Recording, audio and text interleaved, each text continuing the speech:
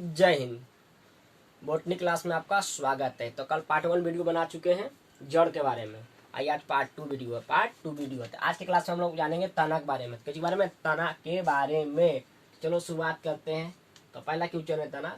कल की क्लास हम लोग जान रहे थे जड़ का विकास मूलांकुर द्वारा होता है। जड़ का विकास मूलांकुर द्वारा होता है, लेकिन आज तना क्लास में जानेंगे कि जड़ का विकास प्रांकुर द्वारा होता है। जो आपको चित्र में जो दिख रहा है ऊपर वाला भाग, बीच का ऊपर वाला भाग, वो क्या प्रांकुर, और जो निचला भाग है वो क्या मूलांकुर।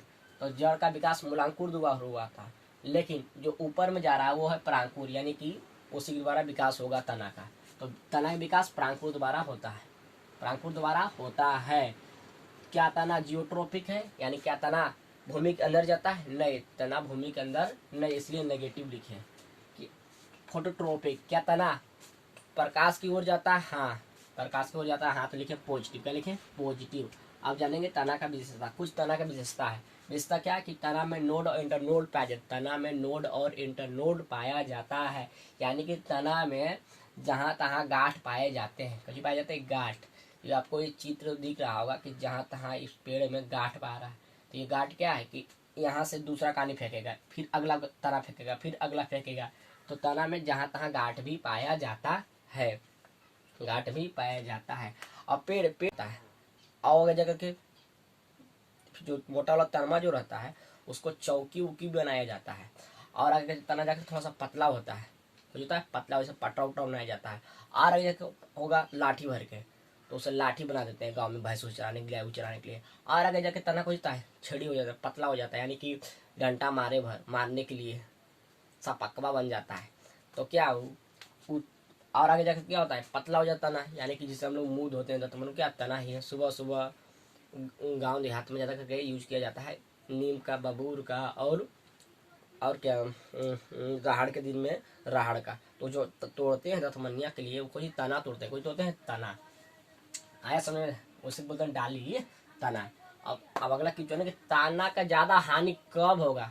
क्या तना का सारा पत्ती तोड़ेंगे तो क्या तना का ज्यादा हानि होगा? नहीं, तना का हानि तब होगा तुम ज्यादा हानि जब तना का चटवा छील दोगे, यानी कि ज्यादा तना का सर्वाधिक छील देने से ज्यादा हानि होगा। ज्यादा हानि वैसे भी तना का पतझड़ के मौसम में सब पता तो गिर जाता है, कहाँ उतना हानि होता है, लेकिन चटवा के छील दोगे ना तो ज्यादा हानि होगा। तना के चटवक छिलोगे ज्यादा हानि होगा, यानी कि डलिया के चटवक छिलोगे ज्यादा हानि होगा। अब जाएंगे तना के प्रकार। तना के प्रकार। तना 3 प्रकार के होते हैं, एक वायवीय तना, एक अर्धवायवीय तना, एक भूमिगत तना। तना कितने प्रकार के होते हैं? 3। वायवीय तना, अर्धवायवीय तना और भूमिगत तना। तो एक करके जानते हैं। वायवीय तना। वायवीय तना, यह तना भूमि के ऊपर होता है। यह तना भूमि के ऊपर होता है। दुनिया का 95% पेड़ पौधा का जो तना है ऊपर ही होता है, ऊपर ही होता है। जैसे आम, आम का जो तना है ऊपर है, हवा में है। जामुन का तना क्या है? हवा में है।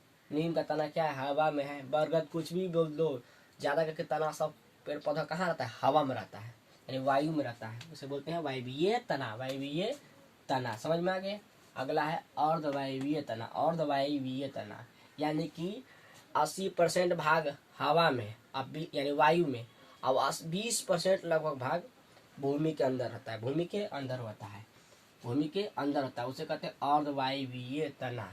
अर्धवायवीय तना जैसे कि दूबी घास। दूबी घास का कुछ भाग यानी 20% भाग भूमि के अंदर होता है, और 80% वाला जो भाग है वो भूमि के ऊपर होता है। भूमि के ऊपर होता है। तब जो आपको इस चित्र में दिख रहा होगा ये घास, तो कुछ गड़गड़नी क्या है कि क्या करता है, ऊपर वाला तो काटवे करता है, और कोई कोई खुरपी ले आता है, खुरपी से पकड़ के से छोल देता है कि अंदर वाला जो तनवा है ना, वायव्य तना, ओहो जा करके नोचा जाता है। तो यहाँ पर फिर से घास उगवे नहीं करता है। तो क्या अर्धवायवीय तना, दूबी घास कौन सी? अर्धवायवीय तना। जलकुंभी, ये आपको चित्र में 4 वो चाचा दिख रहे हैं। 4 चाचा मिलकर क्या निकाल रहे हैं? दूबी घास निकाल रहे हैं। दूबी जलकुंभी क्या निकाल रहे हैं? पनिया से जलकुंभी। क्योंकि ये पानी को जलकुंभी इसलिए निकाले क्योंकि इसमें रहने वाला मछली को बहुत नुकसान होता है, क्योंकि ये सारा ऑक्सीजन अपने आप में सोख लेता है। इसीलिए से बंगाल के जलकुंभी को बंगाल के आतंक भी कहते हैं। और जलकुंभी पानी में ही वो होता है, पानी में ही होता है। समझ में आया? जलकुंभी का जो तना होता है, जो 20% तना नीचे रहता है पनिया में, और 80% तना ऊपर में रहता है। एकदम गज में जाते हैं हरियर एकदम। चारों चाचा मिलकर खींच रहे हैं तनवा को, जलकुंभिया को बाहर निकाल रहे हैं, सफा कर रहे हैं तलब्बा के। तो जान गया अर्धवायवीय तना, द्विघास और जलकुंभी, ये सब कौन तना? अर्धवायवीय तना है। अब जानते हैं भूमिगत तना। क्या जानते हैं? भूमिगत तना। भूमिगत तना, यह तना भूमि के अंदर होता है।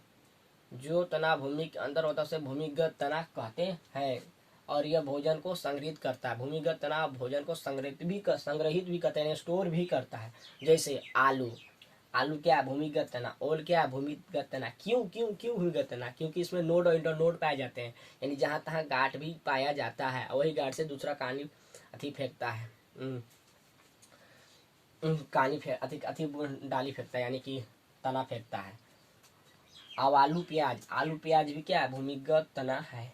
आपको चित्र में आलू प्याज दिख रहा होगा, तो आप बोलिएगा जो ऊपर में जो भगवा जो दिख रहा है इसे, तो क्या ये कौची है? ये जड़ बोलिएगा? नहीं, वो जड़ नहीं है, वो तना है उसका। क्या है? तना। तना नहीं है वो, पतवा उसका फैले वाला फूलवा उसे ऊपर फेंकता है। देहात में उसको बांध करके दुआरी पर लटका देते हैं। प्याजिया लहसुनवा के जो डांटे हैं, लहसुनवा जो डांटा रहता है ना, थिया वाला पतवा वाला सूखल का, उसको बांध के लटका दिया जाता है। अदरक हल्दी भी क्या है? भूमिगत तना है। तो चेता भूमिगत तना है। अदरक लहसुन भी भूमिगत तना है।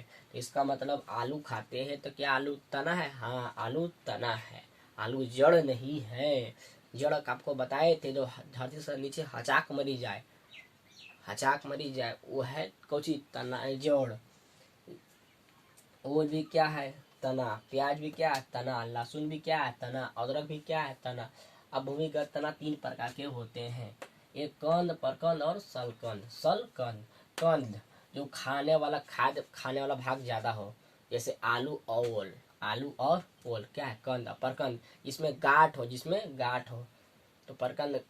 जैसे अदरक और हल्दी, अदरक और हल्दी इसमें गांठ अदरक हल्दी में ज्यादा रहता है। असलकन जिसमें जल की मात्रा ज्यादा हो, जैसे लहसुन और प्याज में जल की मात्रा ज्यादा रहता है। तो भूमिगत तना 3 प्रकार के होते हैं। क्या प्रकार होते हैं? 3 प्रकार के भूमिगत तना 3 प्रकार के होते हैं। भूमिगत तना 3 प्रकार के होते हैं, कंद, प्रकंद और सलकंद। जो खाने वाला भाग है उसे, खाने वाला भाग को कंद कहते हैं। आलू और प्रकंद यानी जिसमें गांठ ज्यादा पाया जाता है, उसमें अदरक हल्दी आता है। असल का जिसमें जल की मात्रा ज्यादा होता है, लहसुन प्याज। तो फिलहाल इस वीडियो में इतने ही, मिलते हैं नेक्स्ट वीडियो में। तब तक के लिए जय हिंद, जय बिहार।